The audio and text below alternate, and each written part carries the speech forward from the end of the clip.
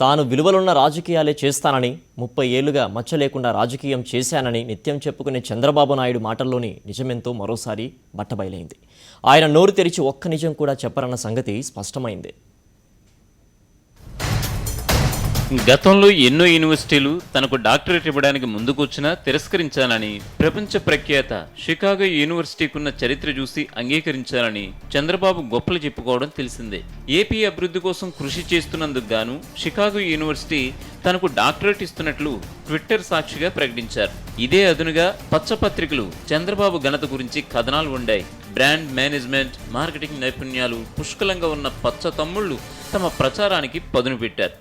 Chicago university గౌరవ doctorate ప్రతిపాదించడమే Chandrababu పాలనా దక్షతకు ఇదే నిదర్శనమని, అసలు ఆ యూనివర్సిటీ చరిత్రలోనే ఒక విదేశీ రాజకీయవేత్తకు గౌరవ డాక్టరేట్ ఇవ్వడం ఇదే ప్రథమమని బాకాలూదారు.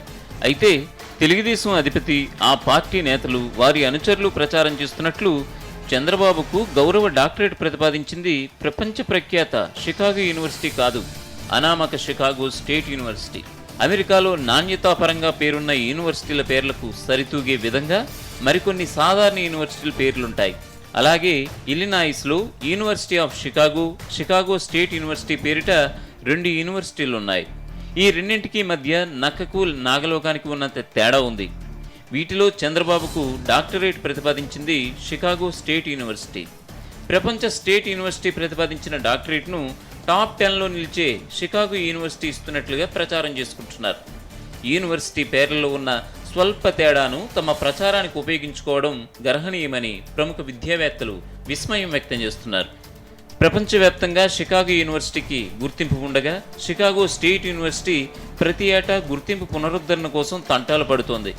ఈ యూనివర్సిటీపై అంతర్గత వివాదాలు, నిధుల దుర్వినియోగం, విద్యార్థుల స్కాలర్షిప్ల దుర్వినియోగం వంటి ఆరోపణలున్నాయి. దీంతో 2009 నుంచి 2013 వరకు ప్రతి ఏటా అమెరికా ప్రభుత్వ హయ్యర్ లెర్నింగ్ సెంటర్ ఇచ్చే గుర్తింపు పునరుద్ధరణకు నానా తంటాలు పడింది.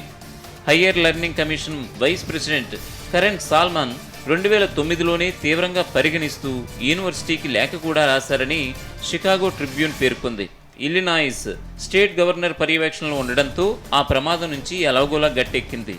యూనివర్సిటీ ప్రస్తుత వైస్ ప్రెసిడెంట్ వ్యాన్ డి వాట్సన్ను 2009లో యూనివర్సిటీ ప్రెసిడెంట్గా ఎంపిక చేయడాన్ని అక్కడి బోధనేతర సిబ్బంది తీవ్రంగా వ్యతిరేకించారు. ఆ నిరసన గతేడాది నవంబర్లో వ్యాన్ డి వాట్సన్పై అవిశ్వాస తీర్మానం చేసే వరకు దారితీసింది. ఇలాంటి యూనివర్సిటీ ప్రతిపాదించిన గౌరవ డాక్టరేట్ను ఏదో గొప్ప సాధించినట్లుగా చెప్పుకోవడం చంద్రబాబు, ఆయన అనుయాయులకి చెల్లిందని విశ్లేషకులు విమర్శిస్తున్నారు.